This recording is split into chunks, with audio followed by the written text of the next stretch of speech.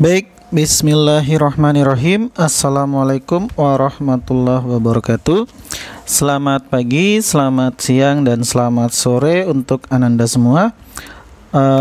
Gimana kabar kalian hari ini? Kita masih dalam keadaan masa darurat COVID-19. Terlebih lagi sekarang kita sudah memasuki bulan suci Ramadan, yang nampaknya Ramadan kali ini berbeda dengan Ramadan sebelumnya. Mudah-mudahan Ramadan kali ini dengan kondisi yang seperti ini tidak menyurutkan semangat kita untuk terus beribadah kepada Allah Subhanahu wa taala. Baik anak-anak semua, di video sebelumnya kita sudah membahas tentang stoikiometri gas atau perhitungan kimia yang berkaitan dengan gas. Nah, kita akan masuk ke materi berikutnya, yaitu masih dalam konteks stoikiometri atau perhitungan kimia. Nah, yang kita pelajari kali ini adalah dari rumus senyawa kimia.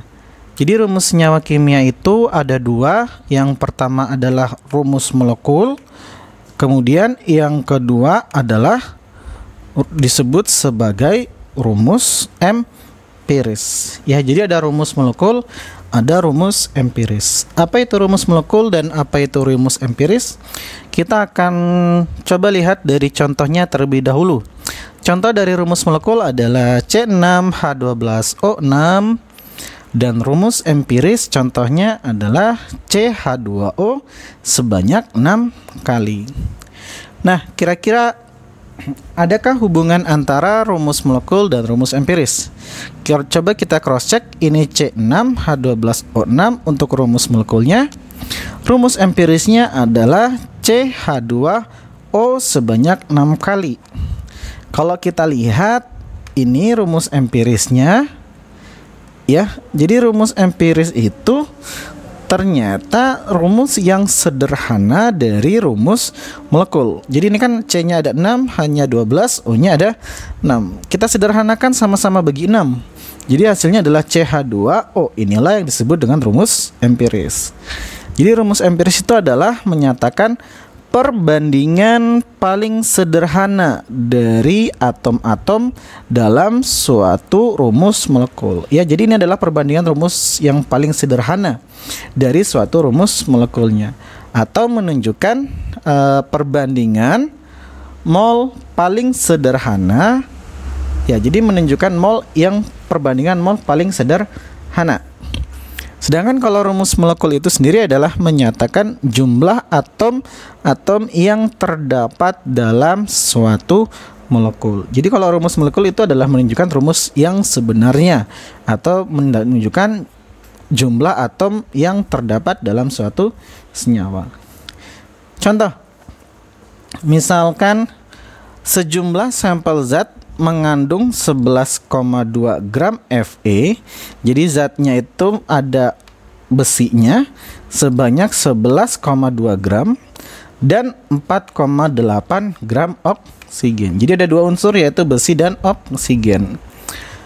Tentukan rumus empiris zat tersebut, di mana ArFe-nya adalah 56 dan Ar oksigennya adalah 16. Ya, jadi karena rumus rumus empiris itu adalah menyatakan perbandingan mol yang paling sederhana, maka kita cari perbandingan mol terlebih dahulu. Perbandingan mol dari atom Fe dengan perbandingan mol dari atom oksigen. Nah, masih ingat mol itu adalah, jadi untuk menentukan rumus empirisnya kita cari perbandingan mol dari Fe-nya dengan mol oksigen. Ya, jadi ini tabelnya. Unsur Fe, unsur oksigen, masanya adalah 11,2 gram untuk besi dan 4,8 gram untuk oksigen. Ingat, mol itu adalah gram per massa molar atau gram per mr atau gram per mr. Ya, jadi molnya Fe adalah 11,2 gram per 56. ArFe-nya hasilnya adalah 0,2 mol. Sedangkan mol oksigennya adalah 4,8 per Ar oksigennya 16 atau 0,3 mol. Jadi perbandingan Fe dan O-nya adalah 0,2 banding 0,3 atau 2 banding 3. Dengan demikian rumus empiris dari zat tersebut berarti ini 2 ini adalah punya si Fe, ini punya Fe-nya, yang 3 ini adalah punya O-nya. Jadi rumus empirisnya adalah Fe2O3. Ya, nah itu untuk menentukan rumus empiris. Contoh soal yang berikutnya. Vanili sering digunakan untuk memberikan cita rasa makanan. Ya, jadi vanili itu biasanya untuk membuat masakan atau makanan menjadi lebih gurih. Zat ini memiliki komposisi 63,2 gram karbon. Jadi karbonnya ada 63,2%. Kemudian hidrogennya ada 5,26% dan oksigennya adalah 31,6%. Ya, jadi ada karbon, hidrogen, dan oksigen. Tentukan rumus empiris dari vanili. Ya, di mana ARC-nya 12, ARH1, dan ARO-nya adalah 16. Cara mengerjakannya masih sama, yaitu kita tentukan dulu perbandingan mol dari atom-atomnya. Jadi tentukan perbandingan mol C, mol H, dan mol O. Jadi mol C banding mol O, mol H, kemudian banding mol O. Nah, mol itu kan massa per AR. Ya, kalau untuk atom atau untuk unsur adalah mol per AR. Massa per AR. Jadi ini kan dalam persen. Boleh kita langsung masukkan. Jadi kita anggap misalkan massanya ini adalah 100, semassa zatnya adalah 100 gram. Jadi kalau kita gunakan, kita cari perbandingan molnya adalah yang C itu 63,2 dibanding dengan ARC-nya, yaitu 12. Jadi mol C adalah 63 per 12 banding mol H. H ini komposisinya 5,26%. Jadi 5,26 per 1 banding mol O-nya 31,6%. Jadi 31,6 per 16. Atau kalau kita sederhanakan menjadi 5,27 banding 5,26 banding 1,98. Ya, ini perbandingan mol antara C dengan H dan O-nya. Tapi ini nilainya nggak bulat atau nggak sederhana. Jadi bisa kita sederhanakan dengan cara dibandingkan atau dibagi dengan yang paling kecil, yaitu 1,98. Jadi kita bagi semuanya dengan 1,98. Ya, jadi agak susah nulisnya. Kita bagi semuanya dengan 1,98, di mana mol O-nya menjadi 1, mol hidrogennya perbandingannya menjadi 2,66, mol C-nya itu menjadi 2,66 juga. Kita sudah bagi dengan 1,98 pun hasilnya masih belum bulat. Ya, gimana caranya biar bulat? Kita buat pecahan dulu. Kita buat pecahan 2,66 ini setara dengan, ini kita buat 1, ya 1 per 1. Yang ini 2,66 kita buat pecahan setara dengan 8 per 3. Ini pun juga 2,6 kita buat pecahan setara dengan 8 per 3. Nah, kalau sudah seperti ini kita akan lebih mudah. Jadi bisa kita semuanya ini kita kalikan dengan 3. Ya, jadi kalau kita kalikan 3, nanti penyebutnya itu nilainya hilang. Yang ini berarti perbandingannya mol O-nya jadi 3, kita kalikan 3, mol H-nya jadi 8, mol C-nya pun jadi 8. Ya, jadi perbandingan mol C, mol H, dan mol O adalah 8 banding 8 banding 3. Dengan demikian, rumus empiris dari vanili adalah ini C-nya ada 8, berarti C8, H-nya ada 8, berarti H8, O-nya ada 3. Berarti rumus empirisnya adalah C3H8O3. Ya. Nah, itu untuk menentukan rumus empiris. Kemudian untuk hubungan antara rumus molekul dan rumus empiris. Oke. Tadi kita sudah lihat contohnya. Rumus molekul adalah C6H12O6 dan rumus empirisnya dari C6H12O6 adalah CH2O sebanyak 6 kali. Jadi C-nya dikalikan 6 ada C6, H-nya 2 dikali 6 jadi 12, O-nya dikali 6 jadi O6. Ya. Jadi inilah rumus empiris. Nah, kalau kita tentukan MR dari keduanya, jadi MR dari C6H12 adalah 6 kali ARC tambah 12 kali ARH tambah 6 kali ARO. ARC 12, ARH 1, ARO 16. Berarti MR-nya adalah 6 kali 12 tambah 12 kali 1 tambah 6 kali 16. Atau hasilnya MR-nya 6 kali 12 72, 12 kali 1 1, 6 kali 16 96. Atau jumlah semuanya adalah 180. Nah, itu untuk MR dari C6H12O6. Kalau yang ini gimana? Ini tentu aja MR-nya sama. Tapi kita bisa mencari rumus MR dari rumus empirisnya.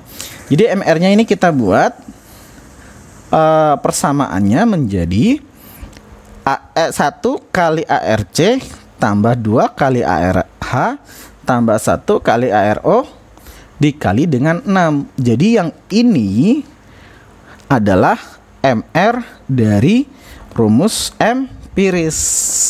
Jadi MR-nya jadi 1 kali 12 kali 1 kali 12 tambah 2 kali 1 tambah 1 kali 16. Atau hasilnya adalah 12 tambah 2 tambah 16 dikali dengan 6.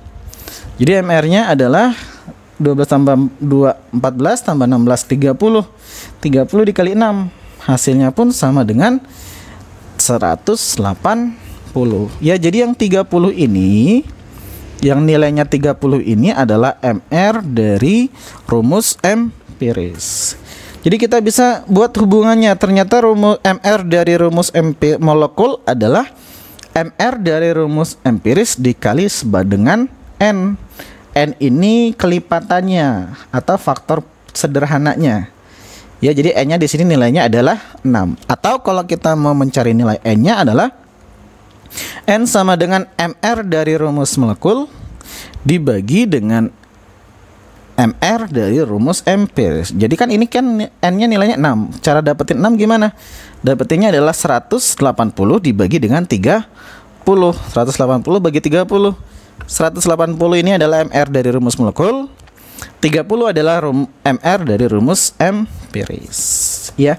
Atau untuk mencari rumus molekul itu alurnya yang pertama adalah tentukan rumus empirisnya dulu. Yang kedua baru tentukan MR dari senyawa. Kalau rumus empirisnya udah ada, kita cari MR senyawanya dulu. Kalau misalkan MR senyawanya sudah ada, baru kita cari kelipatannya atau nilai N-nya. Setelah dapat nilai N, baru yang terakhir adalah kita tentukan rumus molekulnya, yaitu rumus molekul adalah rumus empiris sebanyak N. Ya, contoh misalkan pirimidin tersusun dari 60% karbon, 5% hidrogen, dan sisanya adalah nitrogen. Jadi pirimidin itu sebuah senyawa yang di dalamnya ada atom C, atom H, dan atom N.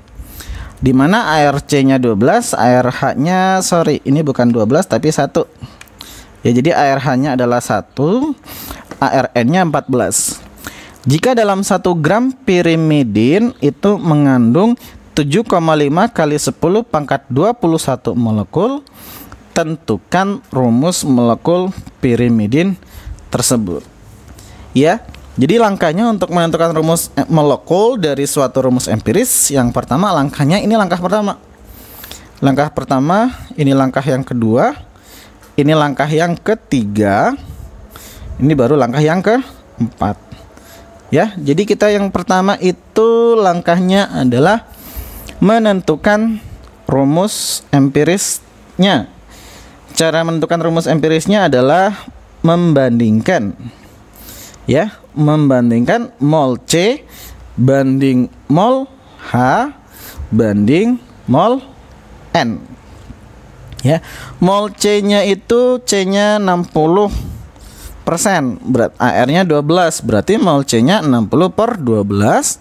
Mol H-nya 5%, berarti ARH-nya 1, berarti 5/1. Mol N-nya sisanya berapa? 60 tambah 5, 65. Kalau 100% semuanya berarti 100 kurang 65, yaitu 35 per AR-nya adalah 14. Ya, ini kalau kita bagi 60 bagi 12 itu 5 banding, ini juga kita bagi 5. Kemudian banding 35 bagi 14 itu 2,5. Ya, ini ternyata meskipun sudah bulat nilainya ini juga belum bulat. Gimana caranya biar bulat? Ini kita bagi berapa? Bagi aja nilai yang paling kecil, yaitu 2,5. Jadi semuanya kita bagi 2,5 atau hasilnya menjadi 1 banding 2 banding 2. Jadi mol C-nya perbandingannya 2, mol H-nya juga 2, mol N-nya juga mol N-nya nilainya 1. Maka perbandingannya adalah rumus empirisnya menjadi C2H2N. N-nya ada 1. Nah, kita sudah dapat rumus empirisnya, kemudian kita cari MR senyawanya. Yang kedua adalah hitung MR senyawa. Oke, di sini yang diketahui adalah jumlah partikel atau jumlah molekul. Ya, jadi jumlah molekul atau jumlah partikel adalah mol kali 6,02 kali 10 pangkat 23. Ini materi yang sebelumnya. Nah, jumlah partikelnya 7,5 kali 10 pangkat 21 kali mol kali 6,02 10 pangkat 23. Berarti molnya adalah 7,5 kali 10 pangkat 21 dibagi 6,02 kali 10 pangkat 23, atau hasilnya adalah 1,245 kali 10 pangkat min 2 mol. Ya, ini baru molnya, belum ke MR. Nah, ingat mol itu adalah gram per MR. Karena di sini ada gramnya adalah sebanyak 1, berarti molnya sama dengan atau MR-nya adalah, kalau kita nyari MR berarti kan tinggal MR sama dengan gram dibagi dengan mol. Ini kita pindah.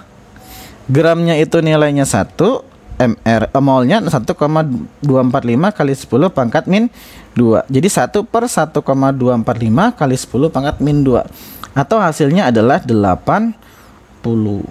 Ya, jadi MR dari senyawa pirimidin itu nilainya adalah 80. MR-nya sudah ada, berarti langkah yang ketiga yaitu menentukan nilai N. Nah, nilai N-nya ini kan MR dari rumus molekul dibagi dengan MR rumus empiris. MR dari rumus molekul ini 80. Rumus empirisnya ini kan tadi rumus empirisnya C2H2N. Kira-kira MR-nya berapa? C-nya 12. 12 kali 2 berarti 24. H-nya 2. 2 kali 1 berarti 2. 24 tambah 2 26. N-nya 14, berarti 26 tambah 14 itu MR-nya adalah sebanyak 40. Jadi MR dari rumus empirisnya adalah 40, maka nilai N-nya ini adalah 80/40. Ya, 80/40, atau hasilnya adalah nilai kelipatannya 2, atau nilai N-nya sama dengan 2. Baru yang terakhir kita tentukan rumus molekulnya, yaitu rumus molekul sama dengan rumus empiris dikali dengan N. Rumus empirisnya adalah C2H2N dikali dengan N-nya. N-nya nilainya 2. Berarti jadi rumus molekulnya adalah C4H4N2. Nah, inilah rumus molekul dari pirimidin. Ya, nah itu untuk rumus molekul dan rumus empiris. Berikutnya kadar unsur dalam senyawa. Nah, kadar unsur dalam senyawa ini baik atau persentase dapat ditentukan dengan rumus empiris atau rumus molekul dari suatu senyawa. Jadi kadar unsur dalam senyawa ini biasanya sering dipakai untuk kimia analitik. Ya, kimia analitik itu biasanya atau untuk penentuan kadar suatu unsur biasanya ada di bidang pertambangan, bidang geologi ataupun bidang kimia analitik lainnya. Jadi kalau misalkan nih di pertambangan itu kita diminta untuk menentukan kadar besi dalam batuan. Ya, nah ini dasarnya adalah stoikiometri dari kadar unsur dalam senyawa. Ya, jadi kalau seandainya ada senyawa AXBY, berarti X ini punya A, Y punya B. Jadi dalam senyawa AXBY itu dia terdapat yang pertama kita bisa menentukan persen A, yaitu X kali ARA per MR AXBY, berarti MR dari senyawa ini, senyawa AXBY dikali dengan 100%, ya. Atau kalau mau menentukan persentase dari B, berarti persen B sama dengan Y kali ARB per MR AXBY kali 100%. Y ini adalah jumlah atom B, ya. Nah, hubungan keduanya ini kita bisa buat korelasi atau hubungan keduanya. Ini kan sama-sama MR AXBY. Ini nanti kita persamaan lebih lanjutnya bisa kita coret. Ini 100%-nya juga bisa kita coret. Jadi nanti hubungannya adalah ini pindah ke sini. Persen A dikali per X kali ARA sama dengan persen B per Y kali ARB. Jadi persen A per X kali ARA sama dengan persen B per Y kali ARB. Ya, nah itu untuk menentukan kadar. Atau kalau seandainya kita mencari persen massa, berarti persen A sama dengan massa A per massa dari AXBY kali 100%. Massa persen B, sorry ini B ya, belum diganti. Berarti persen B sama dengan ini juga massa B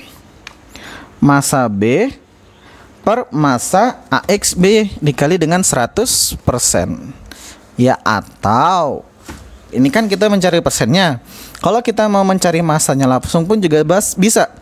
Jadi massa A atau massa unsur A dalam senyawa AXBY adalah X kali ARA per MR AXBY dikali dengan massa dari AXBY-nya atau massa senyawanya. Kalau mau mencari massa B pun juga sama, tinggal digantiin di sini. Y kali ARB per MR dari senyawanya dikali dengan massa AXBY. Atau hubungan keduanya massa A per X kali ARA sama dengan massa B per Y kali ARB. Contoh misalkan nitrogen merupakan salah satu unsur yang sangat diperlukan dalam tanah. Biasanya para petani itu menggunakan pupuk urea atau CONH22 kali sebagai penyedia nitrogen dalam tanah atau dalam lahan mereka. Nah, kalau yang pertanyaannya adalah tentukan kadar nitrogen yang terkandung dalam pupuk urea tersebut. Diketahui ARC12, RO16, ARA14 dan ARH1. Kemudian yang kedua, jika tiap meter persegi tanah petani tersebut membutuhkan 0,932 kg nitrogen, berapakah jumlah minimal pupuk urea yang harus dibeli petani tersebut untuk memenuhi lahannya, ya, biar lahannya semuanya bisa memiliki nitrogen. Ya, jika luas lahannya itu sekitar 100 meter persegi. Ini ada korelasinya antara kimia dan ada korelasinya juga dengan matematika, ya. Jadi yang pertama itu pembahasannya adalah kita tentukan dulu kadar nitrogen yang terkandung dalam pupuk urea tersebut. Ya, kadar nitrogen dalam urea atau CONH22 kalinya berarti persen A X kali ARA per MR AXBY kali 100%. Ini kan nitrogen, berarti persen N X ini adalah jumlah atom nitrogen di sini. Jumlah atom nitrogennya ada 2. Berarti persen N sama dengan 2 kali ARN per MR dari urea kali 100%. Atau persen N-nya 2 kali 14 per 60 dikali dengan 100. 2 kali 14 28, 28 per 60 kali 100%, atau persen N-nya adalah 28 per 60 kali 100, atau hasilnya adalah 46,6%. Jadi persentase urea atau kandungan nitrogen dalam ureanya hanya 46,6 ya. Sedangkan jumlah minimal pupuk yang harus dibeli petani, jadi kita harus cari dulu per meter persegi per meter persegi ureanya itu. Kita hapus dulu ya, ini corekannya. Ya, jadi per meter perseginya itu adalah 0,932 kg nitrogen. Jadi untuk 1 meter perseginya kadar nitrogennya itu kan 46,6 ya. Jadi kadar nitrogennya 46,6%. Jadi kalau seandainya ada 1 kg urea, maka nitrogennya kandungannya 0,466 kg nitrogen. Berarti untuk 1 meter persegi yang dibutuhkan itu kan 0,932. Berarti 0,932 dibagi dengan 0,466 ya. Jadi 0,932 ini adalah per meter perseginya. Sedangkan 0,466 ini adalah kadar urea yang terdalam 1 kg ureanya, kadar nitrogen dalam 1 kg urea. Jadi jumlahnya adalah 2 kilo. Jadi untuk 1 meter perseginya itu dibutuhkan ureanya sebanyak 2 kg. Kalau 1 meter perseginya butuh 2 kilo, berarti untuk 100 meternya itu adalah yang harus dibelinya 2 kali 100. Jadi karena lahannya 100, tiap meternya itu 2 kg, maka pupuk yang harus dibeli beratnya adalah 200 kg ya. Nah, inilah penentuan kadar unsur dalam senyawa. Contoh lain, misalkan contohnya keempat, besi merupakan unsur yang didapatkan dari batuan yang mengandung mineral besi. Salah satu mineral besi adalah hematit dengan rumus kimianya Fe2O3. Jika dalam 2 kg batu alam mengandung 60% hematit atau Fe2O3, tentukan massa besi yang terkandung dalam batu tersebut. RFE-nya 56, RO 16. Jadi penyelesaiannya masih sama, yaitu kita buat atau kita tentukan dulu kadarnya atau masanya. Jadi massa hematit atau massa Fe2O3 dalam 2 kg batuan, jadi kan kandungannya 60%. Jadi kalau dalam 2 kilo, kira-kira hematitnya itu ada sekitar 2 dikali dengan 0,6 atau sekitar 1,2 kg. Jadi hematit dalam 2 kg batu itu jumlahnya adalah 1,2 kg. Nah, baru kita tentukan kadar besi Fe-nya dalam hematit tersebut. Jadi batu ini bukan pure hematit, tapi hematitnya cuma 60%. Nah, di dalam hematit ini ada besi. Kadar besinya masih sama, persen A X kali ARA per MRA X BY kali 100%, atau X-nya ada 2, ARFE-nya kali ARFE per MR dari Fe2O3 kali 100%, atau persen besinya adalah 2 dikali 56. AR besinya 56, MR-nya Fe2O3 itu 160 dikali dengan 100%. Berarti persen Fe-nya adalah 112 dibagi 160. Hasilnya adalah persen Fe-nya sama dengan 70%. Ya, ini baru kadar besi dalam hematit, belum kadar besi dalam batu tadi.